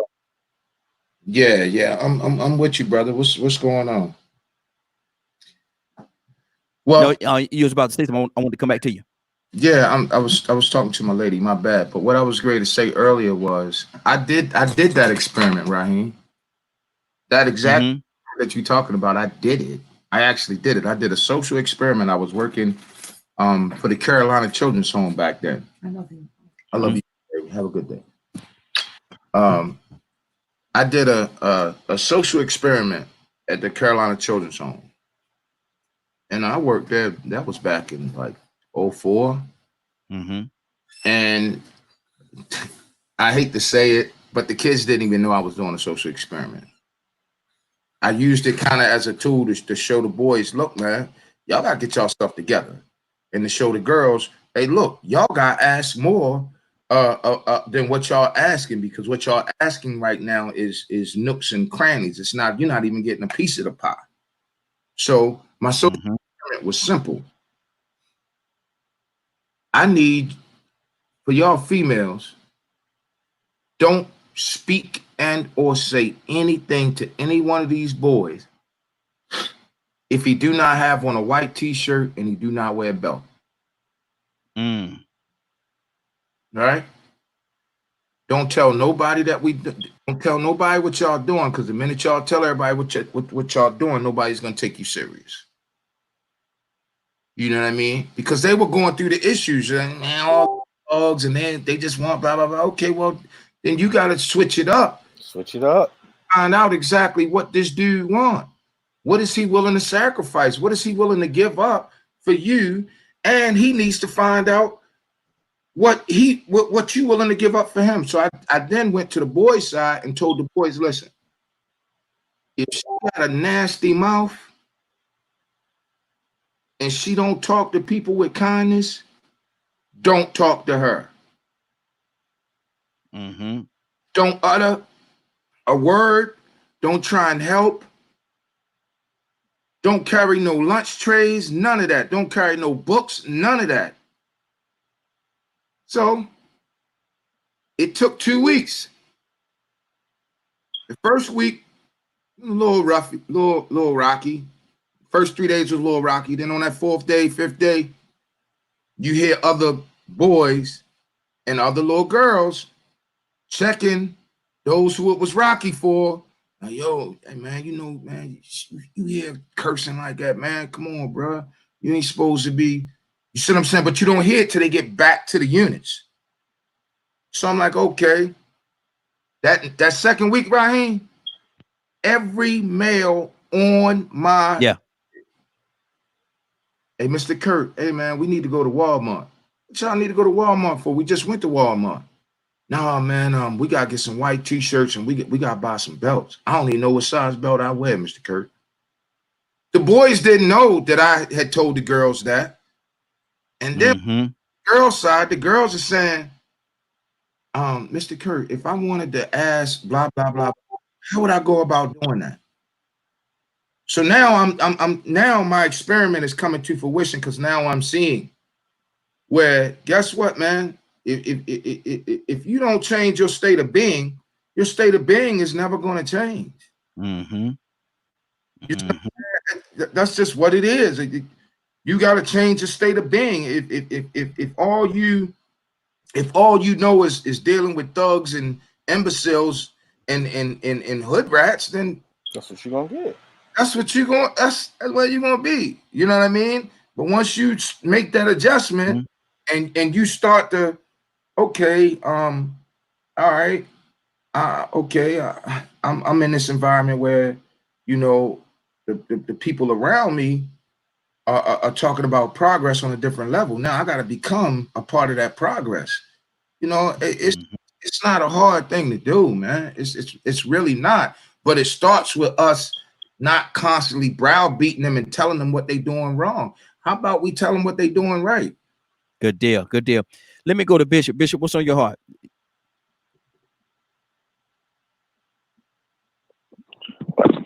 Enjoying the conversation. Enjoying the conversation. Listen to the various experiences. And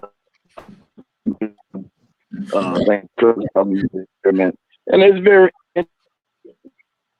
very interesting. One thing I have to go back and say, when my boys were growing up, and I have 3 boys, 3 girls, when my boys were growing up, I began to talk to them about what they need to do in life in order to be successful. My example was me working, taking care of home. I said, but everybody's experience of growth is different. And I don't try to put them all in the same, bread basket of life. Because if you ever put bread in a toaster, some bread comes out dark if you set the temperature, but then we had a toaster, and one would always come out light no matter what I set it, and one was going to always come out dark. So in life, everybody is different. Everybody's ways and actions are different. As a man, I really don't care nothing about playing video games. That's just me. But I have a brother that loves to sit around play video games. Hurts me. It's like, man, your grass needs to be cut, man. Your shutters are falling off. You don't care. Man, I need my downtime. Well, in the process of doing your downtime, either pay somebody to come and do it, or you get up and do it yourself. But his mind is not focused on the responsibilities that fall upon a man when you are a homeowner, when you are trying to move to the next level. You focus on, let me get back somewhere and chill because it's my time now. And as a man, and Leonard can attest to this, and Kurt and anybody else that has children can attest to the fact, man, when I was a child, I acted as a child. Come on. Now I'm a man. And I need to act and do the things that a man is supposed to do. So everybody's views and opinions are so on it.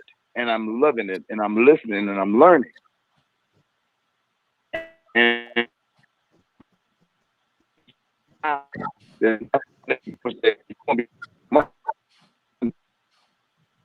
you're going to be a man. And I think it was recalled in the other day to talk about his experience from a child into adulthood at the age of 11, having to leave his mom because of the man that she chose to marry, who seemed to want to be beating on him all the time, who didn't give him the opportunity to be a child. But at the same time, he had to grow up and be a man quick, fast, and in a hurry. Absolutely. Leonard, what's on your heart, brother? Like what I just love what Bishop was saying, because I mean he put it so plainly. You become a man. My whole life as a little boy, I spoke from those two verses the majority of the time. And one of them was train up a child in the way he should go, so he won't depart. When he gets old, he won't depart from it. And then the other one was what Bishop just said. It was presented to me this way. Do you want to be a man? Then put away childish things. Yes, sir. Ain't no two ways about it. Ain't no two ways about it. And like he said, I mean, it just hit home so much with what I'm dealing with, what Bishop was saying. I have the stuff I have to do, I don't even want to do. My wife will say the only time I appear to be grown is when I'm working and sexually. Other than that, I'm very liberal. And then I look around, I'm like, you know what? It's my house. I ain't gonna argue with my wife about washing the dishes. You know why? Because it's all mine. It's my responsibility. Whether don't nobody in this house do what they supposed to do or not. It's my responsibility. I think and I accept that responsibility. I know, like, when people say, well, I don't like, Bishop say he don't like video games. My brother loves video games. I know why grown men play video games, because that's what keep them out the street. That's what keep them at the house. Because I told another bishop one before about this, that, and I said, you know what, man, I'm still very wild. So I don't think you really want, you gonna be my son in the ministry. No, I'm not. I'm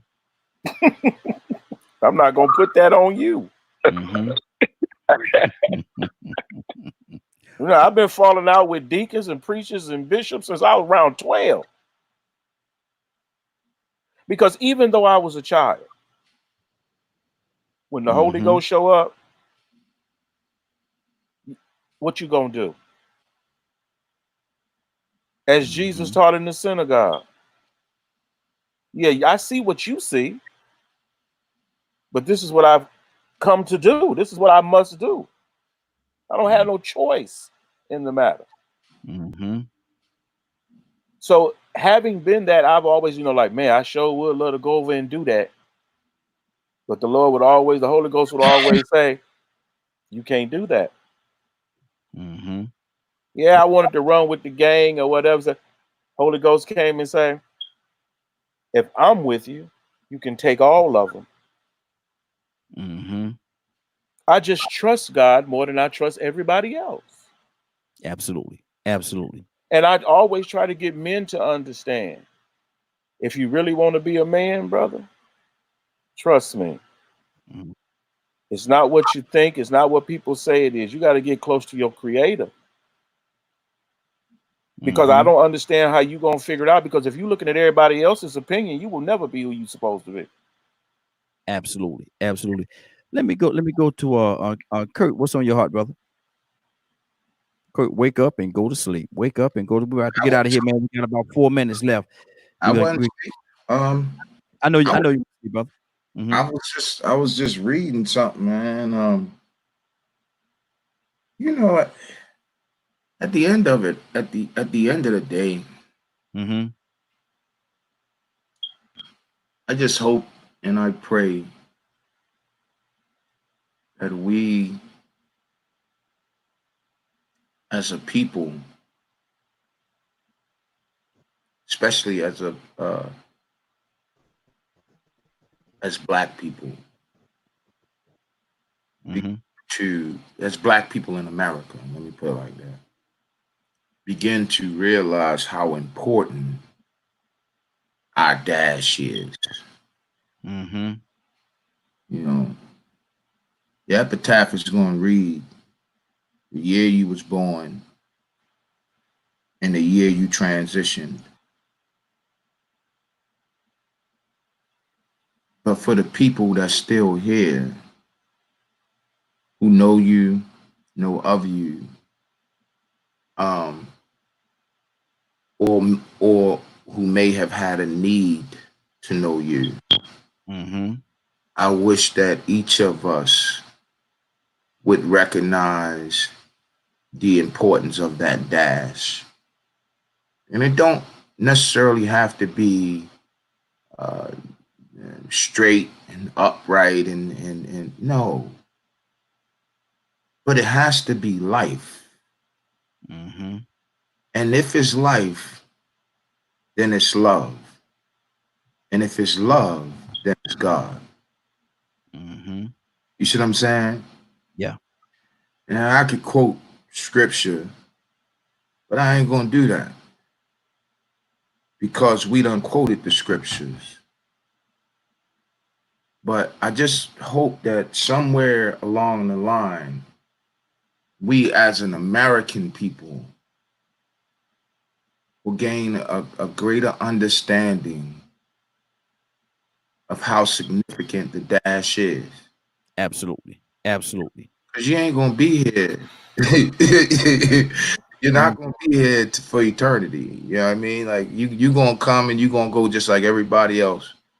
So I just that's what's on my heart, man. I mean, that's where this whole conversation as a whole, the words from Chrissy, the words from Cassandra, the words from Anna, the words from you, L Dog, Frank, Bishop, Tucson, those words every time I get on this show and we have a conversation, the conversation takes me somewhere to make me think about for the rest of the day. And I can't think about it all in 5 minutes. I'm not that smart. It takes me the rest of the day to process. But the good thing is God always gives me a road to be on so that I can process. Mm-hmm. And the road that I got today is, Kurt, truly, what does your dash mean? Good deal. Good deal. I'm looking at the clock, man. It's 8:59. We about to get on out of here. Leonard, what's on your heart, brother? Oh, man, it's a good day. Mm-hmm. And we have to understand, got to pray for people and things and that's going on right now because there's a certain agenda, and I want people to be aware of their communities and what's going on in their communities, because I really think there's something else going on the news. Mm-hmm. And right now we need more men to come to the forefront. These boys making my head hurt. Yes, sir. Yes, sir. These Absolutely. little boys making my head hurt. Mm-hmm. Mm-hmm. And we got to understand, yeah, they young, but they ain't got no discipline. Mm-hmm. And we can't allow them to plunge us further into chaos and stagnate us in this movement. Now we got the guard, he on call troops because the little girl got shot. Mm-hmm. Now think about it, they've been getting shot. Matter of fact, they had folk come through here serial killing folk. We got sex trafficking all over the place. All this been going on, but all of a sudden now one little girl gets shot and you call in the guard. Mm-hmm. What happened? Who? Brian Kemp, our governor. Yeah, Governor. Yeah. Oh, So you talking about the one who stole the election? that one. The same one. That one. Oh, okay, he did what thieves do. Not and knowing that our mayor has been COVID positive, okay? Right. Mm-hmm. He did what thieves do. Hey, you know the old trick, L Dog. Come on. And you know what, man? And you know why we in that situation? Because black men couldn't see us having a woman governor. Mm-hmm. Wow, that's a shame. That's a shame. You know the old trick, though. You know you want to rob. Come on, man. Let's get ourselves out of this situation. Hey, man, I feel you. Exactly. I feel you. I'm with you, brother. I'm with you. You let We me. can't be looking to nobody else to. Man, come on, man. We got to get together and get ourselves out of this situation. But it's gonna hurt.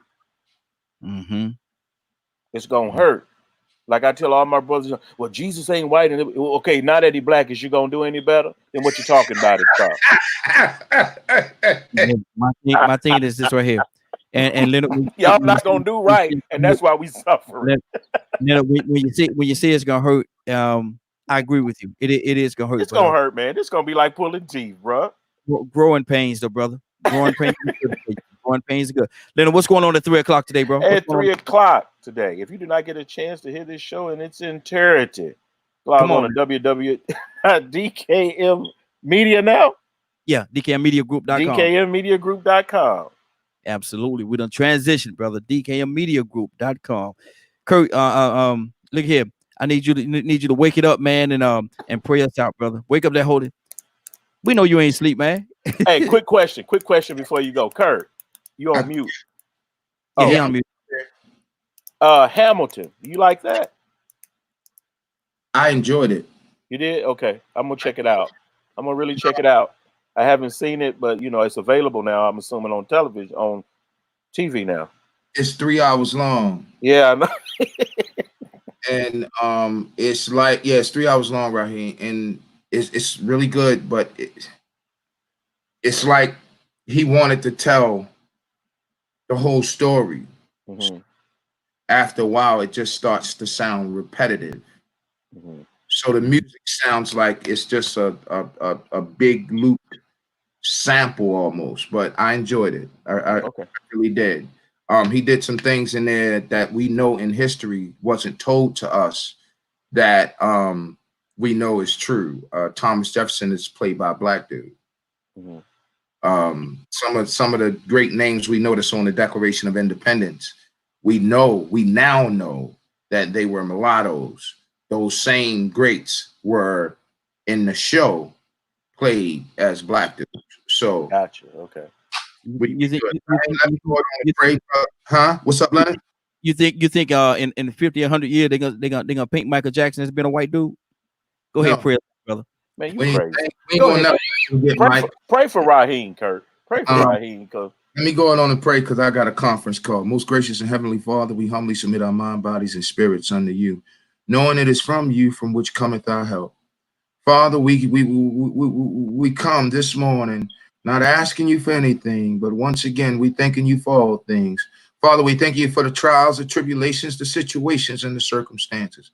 Father, we thanking you for the knowledge and the courage and the beauty that you set so directly in front of our faces, our hearts, and our minds. Father, we thanking you for your loving arms that protected us through the night as we slept in slumber. Father, we thanking you for the protection that you have bestowed upon our children as they slept in slumber, as they got up and walked throughout their day, as their day started this morning. We thanking you, God. We thanking you for the healing power that you have. Father, we thanking you because we know you're walking with Sister Cassandra. We know you're walking with Sister Anna. We know you're walking with Sister Christy. We know you're walking with Sister Andrea. Father, just continue to not only walk with them, but walk in front of them, God. Father, walk behind them, God, because we know, God, that there's a critical assault on our women, especially on our Black women, God. We thanking you for that protection, God. God, we thanking you for the protection that you bestow upon each and every Black, white, and candy striped male that understands the true meaning of who you are, that understands that we can't do anything without the other. God, we thanking you. God, we thanking you for the option to be able to see the fruits of our labor come to fruition. God, we thanking you. God, we're going to continue to thank you. We're going to continue to praise you. We're going to continue to love you. We're going to continue to try and hold your hand, God. We're going to continue to believe in you as the Father, the Son, and the Holy Ghost. In the mighty name of Yahshua, I say this prayer. In the mighty name of Yahshua, I stand on this prayer. In the mighty name of Yahshua, I know this prayer will protect me. Let us all say amen. Amen. Amen. It is now 9:06. 9:06. You're about to exit the Morning Glow. But before you, I got to go, Ryan. hey, love you as well, brother. Appreciate you.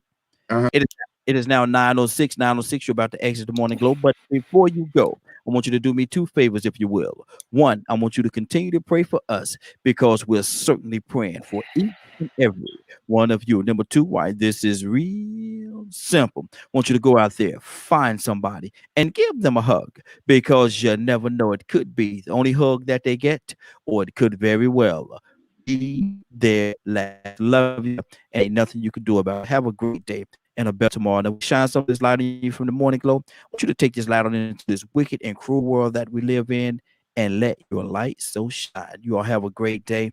And if you don't mind, take an opportunity and love each other. Love you. And you all stay blessed.